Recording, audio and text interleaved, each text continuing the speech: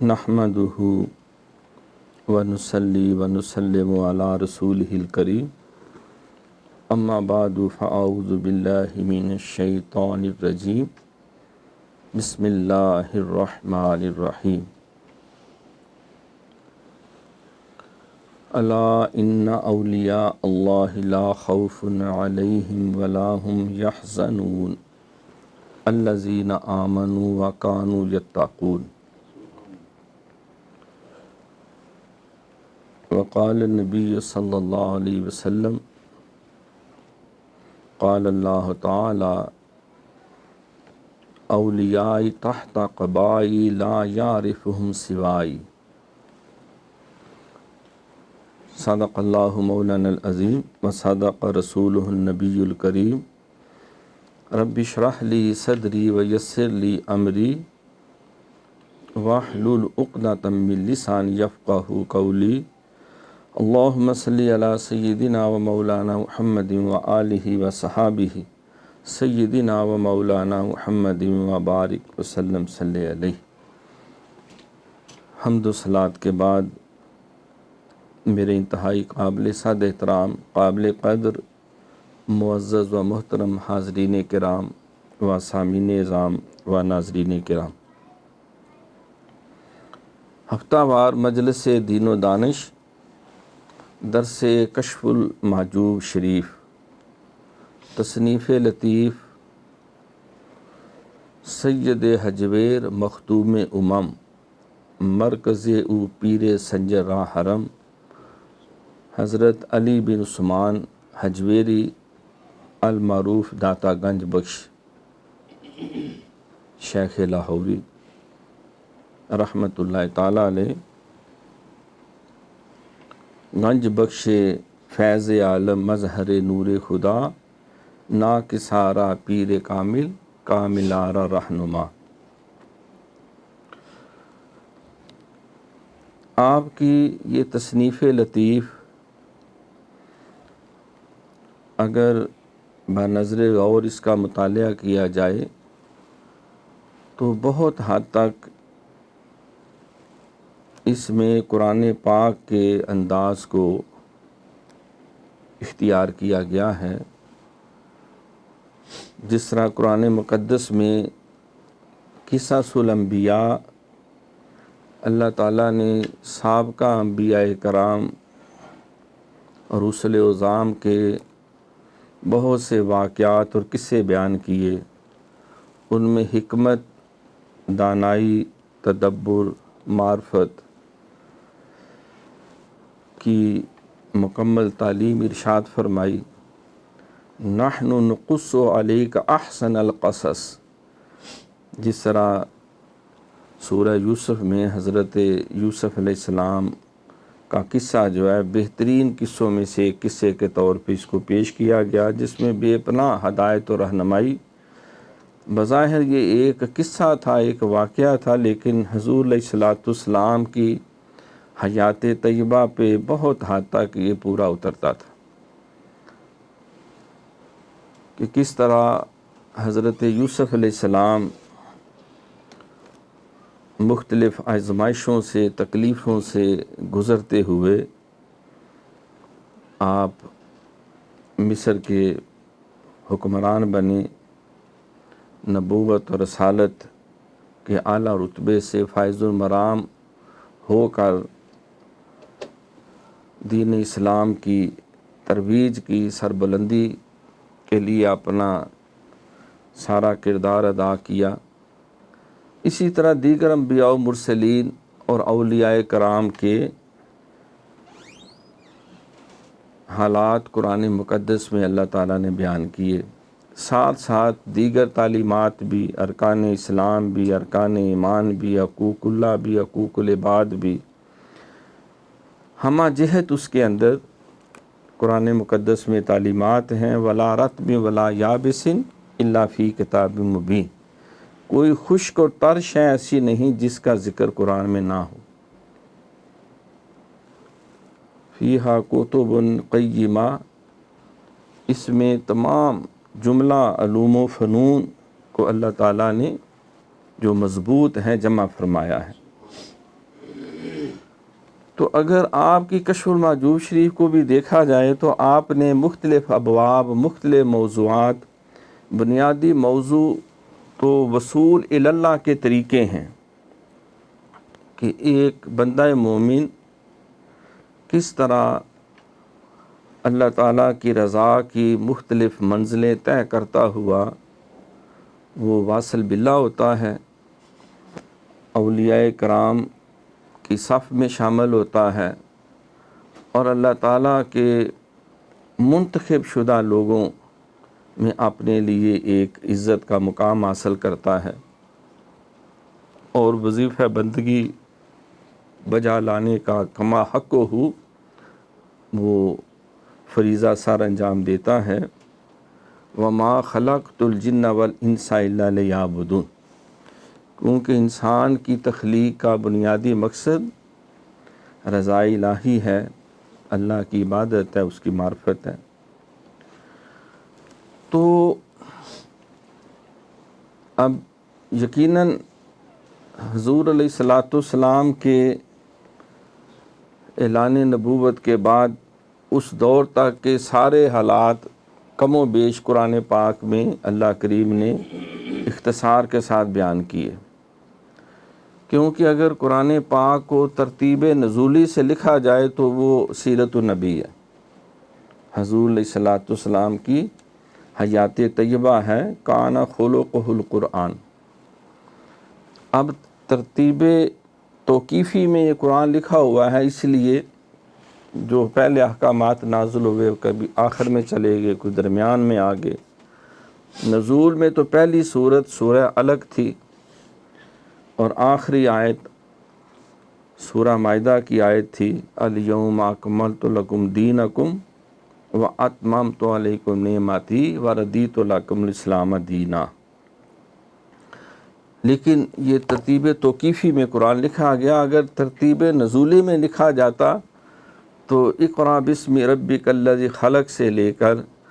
آخری آیت کے نازل ہونے کی ترتیب سے نبی علیہ الصلوۃ والسلام کی ساری حیات طیبہ اس میں بالترتیب وہ بیان کی جاتی، کیونکہ ہر آیت کا کوئی نہ کوئی شان نزول ہے،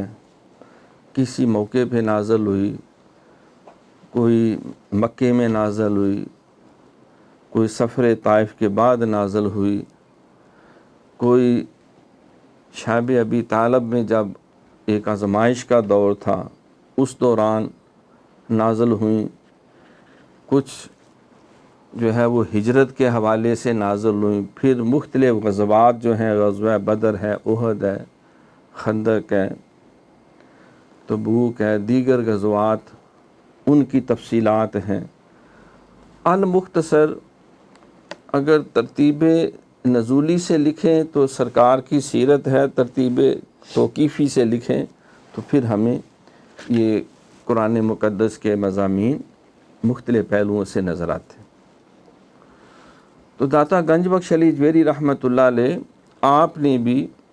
کم و بیش اسی فارمیٹ کو فالو کرتے ہوئے جو حضور علیہ الصلوۃ والسلام کے بعد کے جو حالات ہیں وہاں سے لے کے اپنے دور تک جتنے اولیاء کرام بزرگان دین تھے ان کے حالات بڑے خوبصورت دلنشیں انداز میں، جس میں نصیحت بھی ہے، تعلیم بھی ہے، فکر بھی ہے، ترغیب بھی ہے، تحریص بھی ہے، نصیحت بھی ہے،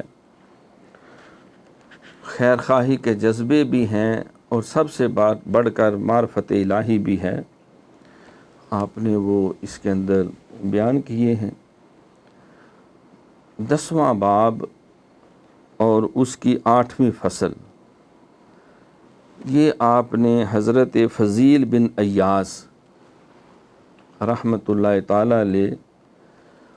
ان کے لیے اس کو مخصوص کیا ہے، جس میں آپ نے بڑے شر و بست کے ساتھ لیکن بڑی ہی جامعیت کے ساتھ ان کی حیات طیبہ کے تمام اہم گوشے اور پہلو جو ہیں ان کو اجاگر کی۔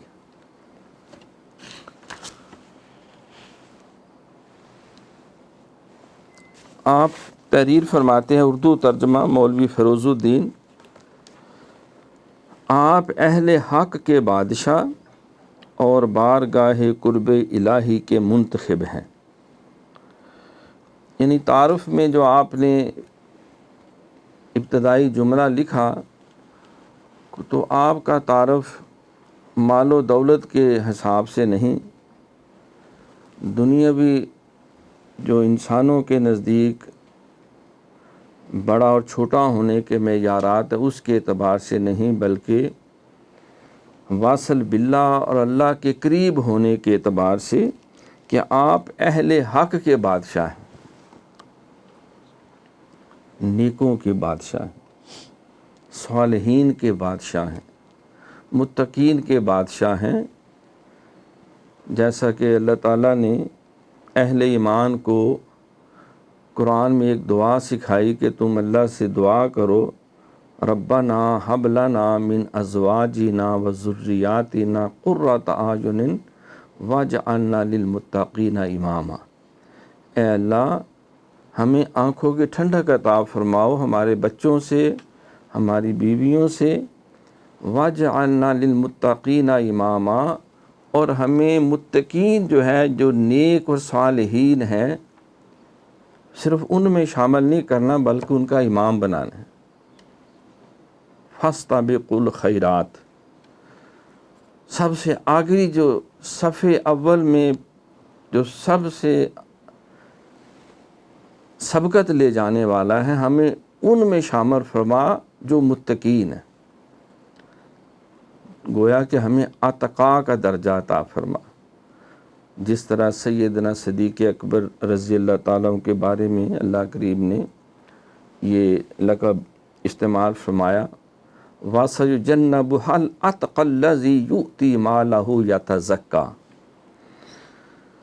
تو اتقا کا لقب سیدنا صدیق اکبر رضی اللہ تعالیٰ عنہ کو اللہ نے عطا فرمایا، تو اپنے وقت میں جو اتقا ہیں ان میں شامل فرما۔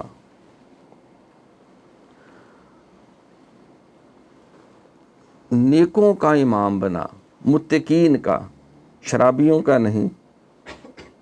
جال سازوں کا نہیں، بدماشوں کا نہیں، دنیا پرستوں کا نہیں، دنیا داروں کا نہیں، صنعت کاروں کا نہیں۔ وَجَعَلْنَا لِلْمُتَّقِينَ اماما۔ شیخ سعدی رحمۃ اللہ علیہ کو کسی نے بتایا کہ فلاں چوک سے میں گزر رہا تھا تو بڑی لوگ آپ کی تعریف کر رہے تھے، بھئی بہت بزرگ آدمی ہے، بہت اعلیٰ درجے کا، سبحان اللہ، کیا بات، بڑی شان، بڑا رتبہ ہے، بڑا علم ہے، بڑی زبردست شاعری بھی ہے۔ تو آپ نے فرمایا کہ کس چوک میں؟ انہوں نے کہا وہاں حضور جو تانگا سٹاپ ہے نا، ریڑا بان جو ہوتے ہیں، اس چوک میں کوچوان آپس میں یہ باتیں کر رہے تھے۔ تو آپ رونے لگ گئے، فرمانے لگے کہ انہوں نے کہ میرے اندر اپنی جیسی کوئی خصلت دیکھی ہوگی جو تعریف کی ہے، اور پتہ کرو کوئی اللہ والا، کوئی نیک، کوئی صالح، کوئی عالم، کوئی بزرگ بھی میرے لیے کوئی کلمہ خیر کہہ رہا ہے۔ العوام کا نام۔ تو جو اہل اللہ کا کے اندر رتبہ اور مقام رکھتا ہے اللہ کی نظر میں، اہل حق کی نظر میں، وہ اصل میں مرد درویش ہے، مرد باخدا ہے، جس کو اللہ تعالیٰ منتخب فرماتا ہے۔ تو داتا حضور بھی لکھتے ہیں کہ آپ اہل حق کے بادشاہ اور بارگاہ قرب الہی کے منتخب ہیں۔ یہ اللہ تعالیٰ محض اپنے کرم سے، فضل سے، یختص برحمتہ من یشاء۔ دیکھو جس طرح نبوت ایک ایسا رتبہ اور مقام ہے کہ نبوت یہ کسبی چیز نہیں، یہ اکتسابی چیز نہیں کہ انسان محنت کرے اور کوشش کرے اور میٹرک یا پھر B A, M A, M Phil, P H D, post doc کرے تو پھر اس کو نبوت کا سٹیٹس مل جائے گا۔ نو، یہ اللہ کریم جس کو چاہتا ہے اس منصب کے لیے چن لیتا ہے۔ یہ وہبی چیز ہے، لدنی چیز ہے۔ جاگنے والے کو محروم دو عالم رکھا اور سونے والے کو کہا جا ساری خدائی تیری۔ تو یہ اللہ کریم ہی بہتر جانتے ہیں کہ کون نبوت اور رسالت کے لیے موزوں ترین شخصیت ہے، کس کا قلب وہ ظرف رکھتا ہے، اور اس کے صحابہ کا بھی گویا کہ انتخاب، اس کے اہل خانہ کا بھی انتخاب اللہ کی بارگاہ سے ہوتا ہے۔ جس طرح حضور علیہ السلام کا عقد مبارک جب سیدہ طیبہ طاہرہ سیدہ عائشہ صدیقہ رضی اللہ تعالیٰ عنہا جبریل امین نے لا کر حضور کو ان کی فوٹو دکھائی، اور وہاں کہ اللہ نے آپ کے لیے دنیا اور آخرت میں شریک حیات کے طور پہ جس کو منتخب کیا ہے، یہ وہ خوش نصیب اللہ کی بندی ہیں کہ پاک مردوں کے لیے پاک عورتیں، پاک عورتوں کے لیے پاک مرد، خبیث مردوں کے لیے خبیث عورتیں، خبیث عورتوں کے لیے خبیث مرد۔ سورہ نور میں یہ ساری تفصیلات۔ تو اللہ کریم منتخب فرماتا ہے کہ کس کا قلب جو ہے اس قابل ہے کہ اس کو یہ بار نبوت کی ذمہ داری دی جائے۔ بالکل اسی طرح یہ ولایت بھی یہ لدنی چیز ہے، یہ وحی ہے۔ گو صوفیاء نے دو کیٹیگریز بیان کی ہیں کہ کچھ صوفی جو ہیں، جو اولیاء ہیں، وہ سالک مجذوب ہوتے ہیں، وہ نیکی اور ہدایت کی راہ پہ چلتے رہتے ہیں، کوشش کرتے رہتے ہیں، دعائیں مانگتے رہتے ہیں، تو بالآخر اللہ تعالیٰ ان کی تگ و دو کوشش کو دیکھ کر اس کی رحمت جوش میں آتی ہے اور ان کو اپنے مقربین میں وہ اجتبا کر لیتا ہے، شامل کر لیتا ہے۔ فائنل ڈیسیژن پھر بھی اللہ کریم کا ہے، لیکن پہلے وہ ساری اعمال کی منزلیں طے کرتے ہیں۔ عمل سے زندگی بنتی ہے، جنت بھی جہنم بھی، یہ خاکی اپنی فطرت میں نہ نوری ہے نہ ناری ہے۔ دوسرے ہوتے ہیں مجذوب سالک۔ مجذوب سالک وہ ہوتے ہیں کہ وہ بعض پیدا بعد میں ہوتے ہیں، ان کی ولایت کے اعلان پہلے ہو جاتے، چرچے پہلے ہو جاتے۔ جس طرح مجدد الفسانی رحمۃ اللہ علیہ ابھی ولادت باسعادت نہیں ہوئی، تقریباً 450 سال پہلے حضور غوث اعظم کو ان کے آمد کی اور ان کے نور عظیم کی خبر دی،